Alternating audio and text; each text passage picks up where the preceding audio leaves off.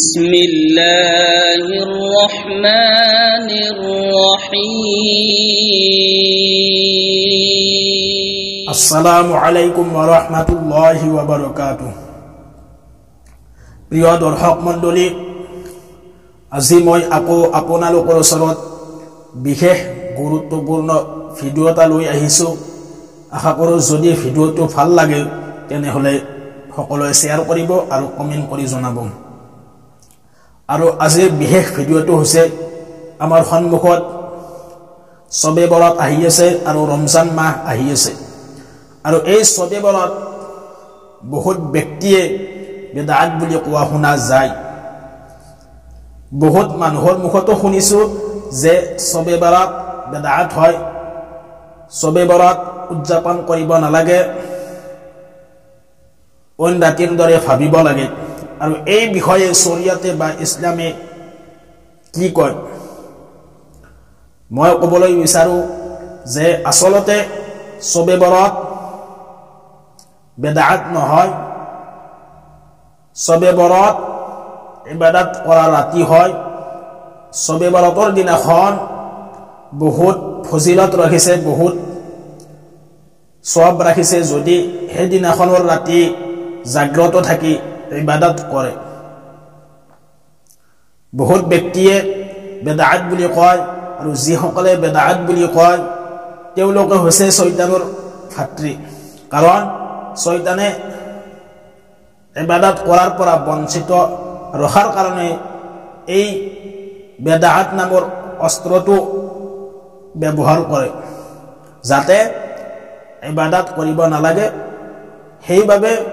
শয়তানে সেই সকল ব্যক্তিক কুমন্তব্য দিয়ে শয়তানে তেওঁলোকক অন্তৰত ধোকা দিয়ে যাৰ বাবে সেই সকল ব্যক্তিয়ে বিদআত বুলি কয় আসলতে বিদআত নহয় আৰু আল্লাহৰ নবী সাল্লাল্লাহু আলাইহি ওয়াসাল্লামে নিজে কৈছে যে সবে বৰাতৰ দিনাখন ৰাতি ইবাদত কৰিবা নামাজ পঢ়িবা আৰু দিনত ৰোজা ৰাখিবা আৰু বহুত সাহাবাৰ দ্বাৰা প্ৰমাণিত আছে সহি হাদিসৰ দ্বাৰা প্ৰমাণিত আৰু বহুতে ক'ব বিচাৰে যে এই হাদিস বিলাক কমজোৰ হয় জয়ীফ হয় আৰু আমি সকলোৱে জানো যে দুই এটা হাদিস কমজোৰ হলে বা জয়ীফ হলে এটো বেলেগ কথা যদি বহুত কেইটা জয়ীফ হাদিস লগ লাগি একত্ৰিত কৰা হয় তেনেহলে সেই হাদিসটো হাসান হয় অৰ্থাৎ মজবুত হয় আৰু আসলতে জয়ীফ হাদিস নহয় সহি হাদিসৰ দ্বাৰা প্ৰমাণিত কিন্তু বহুত ব্যক্তিয়ে জয়ীফ বা কমজোৰ বুলি ক'ব বিচাৰে আৰু বিদআত বুলি কয় আসলতে বিদআত নহয় আৰু আল্লাহৰ নবী সাল্লাল্লাহু আলাইহি ওয়াসাল্লামে নিজে সবে বৰাতৰ ৰাতি ইবাদত কৰিবলৈ আদেশ কৰিছে আৰু তেওঁ কৈছে আল্লাহৰ নবী সাল্লাল্লাহু আলাইহি ওয়াসাল্লামে কৈছে যে সবে বৰাতৰ দিনাখন দিনত ৰোজা ৰাখিবা আৰু ৰাতি নামাজ পঢ়িবা ইবাদত কৰিবা কাৰণ সেই ৰাতি সবে বৰাতৰ ৰাতি বিশেষ ৰহমত নাজিল কৰে আল্লাহে মানুহৰ পিনে লক্ষ্য ৰাখি বহুত বিশেষ ৰহমত বৰ্ষিত হয় আৰু আল্লাহে তেওঁৰ বান্দাক ক্ষমা কৰি দিয়ে আৰু দুই ধৰণৰ ব্যক্তিৰ বাহিৰে সকলো ব্যক্তিক আল্লাহে ক্ষমা কৰি দিয়ে এক নম্বৰ হৈছে যিসকলে মুশৰিক তেওঁলোকক ক্ষমা নকৰে আৰু সেইজন মুছলমান যি ব্যক্তিয়ে মুছলমান ভাতৃৰ লগত শত্ৰুতা ৰাখে সেই দুই ধৰণৰ ব্যক্তিক আল্লাহে মাফ নকৰে তাৰ বাহিৰে সকলো ব্যক্তিক আল্লাহে মাফ কৰি দিয়ে এই সবে বৰাতৰ ৰাতি আৰু এটা হাদিসৰ দ্বাৰা প্ৰমাণিত উম্মুল মুমিনিন হযৰত আয়েশা সিদ্দিকা ৰাদিয়াল্লাহু তাআলা আনহা কৈছে যে এদিনাখন আল্লাহৰ ৰাসূল সাল্লাল্লাহু আলাইহি ওয়াসাল্লামে বিছনাৰ পৰা উঠি আহিছিল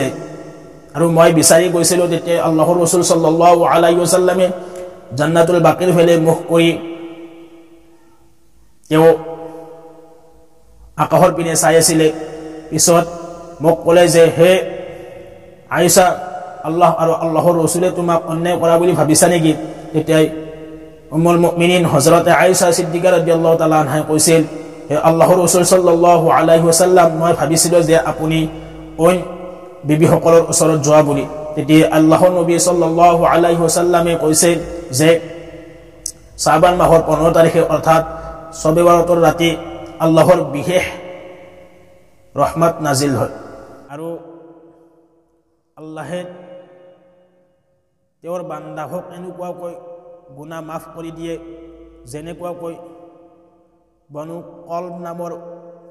এটা বংশ আছিলে আৰু সিহঁতে বহুত ছাগলী পুহিছিলে আৰু সেই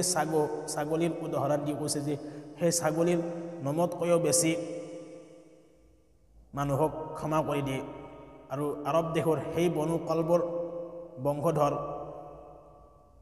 তেওঁলোকে বহুত ছাগলী পুহিছিলে আৰু সেই ছাগলীৰ নমবিলাক বহুত ঘন আছিলে যাৰ কাৰণে আল্লাহৰ নবী সাল্লাল্লাহু আলাইহি ওয়াসাল্লামে উদাহৰণ দিছে যে সেই ছাগলীৰ নম যিমান আছে তাতকৈ বেছি আল্লাহে তেওঁৰ বান্দাহক ক্ষমা কৰি দিয়ে সেইকাৰণে আমি এই শবে বৰাতৰ দিনাখন ৰাতি জাগ্ৰত থাকিম ইবাদত কৰিম জিকিৰ আজগাৰ তাসবিহ তেলাওয়াত কৰিম নিশ্চয় ইয়াৰ সওয়াব দান কৰিব আৰু ইয়াৰ ফায়দা ফজিলত বহুত আছে ইনশাআল্লাহ ইয়াৰ সওয়াব আল্লাহে দান কৰিব আৰু আমি বহুত গুনাহ কৰিছো বেহিসাব গুনাহ কৰিছো আৰু এই গুনাহৰ বাবে আমি কেতিয়াই তওবাহ কৰিম এনেকুৱা ফজিলতপূৰ্ণ গুৰুত্বপূৰ্ণ ৰাতিত আমি যদি তওবাহ কৰি তেনেহলে নিশ্চয় হেজন আল্লাহে মাফ কৰি দিব ক্ষমা কৰি দিব আৰু আমি বেছি বেছিকৈ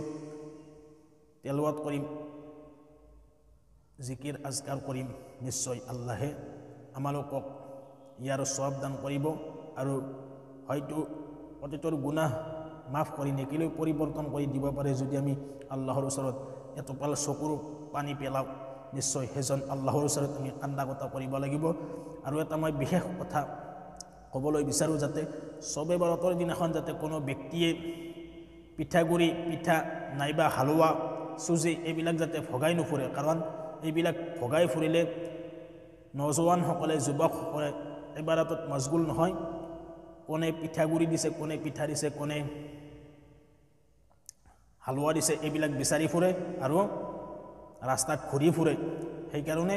এইবিলাক বন্ধ কৰিবা সকলো উম্মতে মুছলিমাক এই শবে বৰাতৰ ৰাতি যাতে সঠিকভাৱে উদযাপন পালন কৰিবলৈ তৌফিক দান কৰে।